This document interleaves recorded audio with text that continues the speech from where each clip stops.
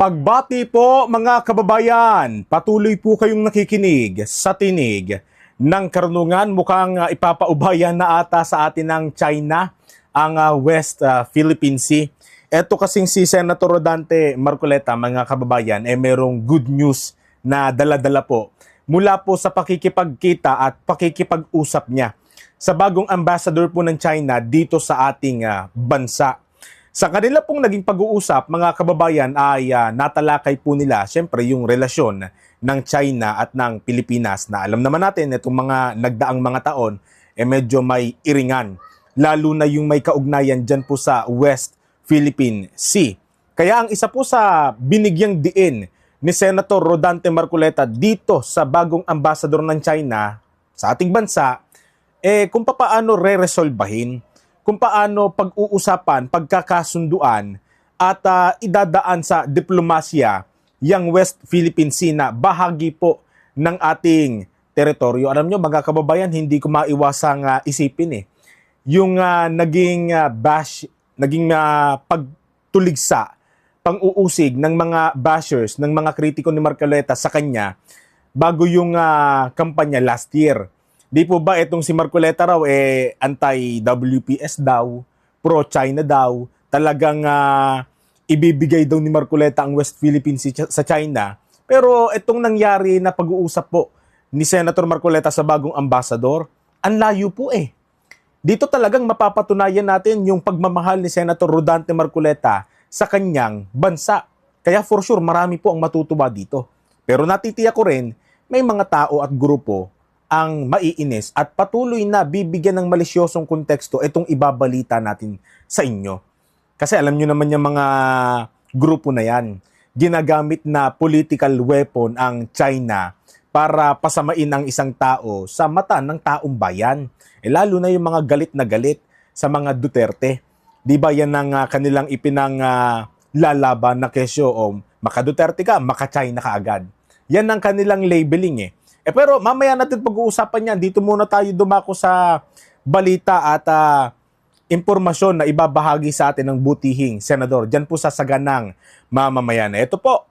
Pero alam ko, meron muna kayong mga good news para sa ating mga kababayan.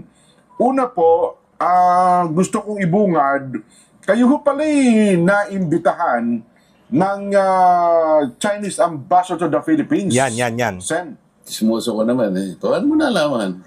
Wala naman akong kinukwento sa'yo. Hindi, tsaka hindi pa yun, Sen. Wala kayong kamalay-malay. Nakunan ko kayo ng mga larawan. May picture pa? Ayan May lumitaw? Yan Oo nga, Ayan Akala ko nga, nasa China kayo. Sen, sabi ko, naiwanan na naman tayo. Sa bang US?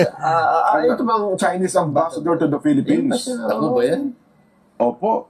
Naku, hindi kayo makapagkakaila. Hindi naman Naimbita ako Ayun. Yan ang bagong ambassador ng China. Ayun. Sa ating bansa. Pinalitan niya yung dating ambassador na si Wang Zilian. Kilala niyo naman yun Sikat sa Pilipinas yun. Si Wang Itong Zilian. bagong ambassador na yan, binasa ko yung kanyang background. Siya mataas ang kanyang kanyang posisyon sa embahada ng China sa Amerika. Nakabase sa Washington, D.C. At dati po, Kaya maski sa pagsasalita, matatas ng English. Medyo parang si Nelson mag-English. Matinding mag-English. Alam nyo mga kababayan, ihinto ko lang saglit Ito for sure sa mga susunod na araw o mga linggo. Yung mga larawan na yan, kasi hindi pa ipinablik ni Senator Rodante Marcoleta sa kanyang page yan. Unang isinapubliko yung mga larawan na yan dyan sa saganang mamamayan. Pero maniwala kayo sa hindi. Pero sana wag mangyari. Kung hindi mangyari, di mabuti. Pero may posibilidad at malaki ang tsansa na gagamitin na naman ng mga tulongges na trolls at mga bashers ni Marcoleta yung mga litrato na yan. At ang kanilang ika-caption dyan, ito po ang katunayan na si Marcoleta pro-China. Kung hindi ba naman tatanga-tanga talaga, pagka meron kayong nakita na ganung post, alam nyo na i-comment nyo, aangat-angat kayo. Ignorante kayo sa nagiging panayam, nagiging relasyon ng magkakaibang bansa. Yun lang ang ibig sabihin nun. Ano na ito usapan nyo, Sen? Yan ang sikreto. Sikreto? Hindi ko ba tayo inimbitahan Di ba? sa ano? Kasi isa sa mga bucket list namin ni Nelson na makapunta man lang ng China, Sen eh. Ayos. Tsaka pag nakita mo yung mga promotion ng Chinese Ang difference sa tourism. sinabi niya sa akin, Oo. lahat ng mga kaibigan mong pumunta sa China, Yan. huwag mong isama. Yun ang problema. Nakakasama naman ng loob ito si ambassador na ito. Sinabi naman niya, alam mo, kanya, isa sa mga pag-asa ko na dapat mangyari habang ako'y ambassador, talagang ma-stabilize ko yung relasyon ng ating bansa. Ayun, yun naman pala eh. Bansa natin. Opo. Ganyan. Yan naman ang ginugusto ng lahat. Ambassador, ganun ang palaging kanilang layunin. Tama naman. Tama Yung naman. maging maganda, maayos, matatag, produktibo yung relasyon ng bawat bansa. Ayan. Okay. Abay sabi ko, maski ako ganyan at palagay ko lahat ng mamamayan namin, ganun ang Gusto yan, syempre. kanilang gustong mangyari. Opo. Sabi niya, magtulungan tayo. Sana tulungan mo rin ako na maipahayag natin sa kanila na ganun nga Aba. ang layunin ng China. Ayos. Ayan, ganyan. At marami kami pinag-usapan. Ano po yung meron bang kasi alam niyo naman ngayon Sen para may mga campaign sa social media na naman na para bagang pinasasama yung larawan ng China Yan. Di ba? May mga ganong aminin naman natin o hindi, may mga kumakampanya ng ganun po. So although sa social media naman Sen. Ganun nga, maski siya naman alam niya yon. Opo. Ang pinakiusap niya lang, sana man lang ay... Ako hindi ako naniniwala na sa relasyon ng dalawang bansa ay dapat walang zero-sum game, sabi niya.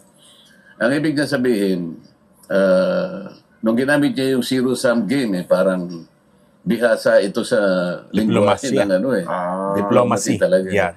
Yung zero-sum game kasi, kasama yan sa game theory, sa, alam mo na, sa diplomacy, public diplomacy na hindi naman kailangan mag-gain ka yung isa naman ay nalugi. Lugi, oo. Kailangan parehas. Pantay-pantay. Kumbaga win-win. Ang gusto niya yung walang nalulugi. Tama.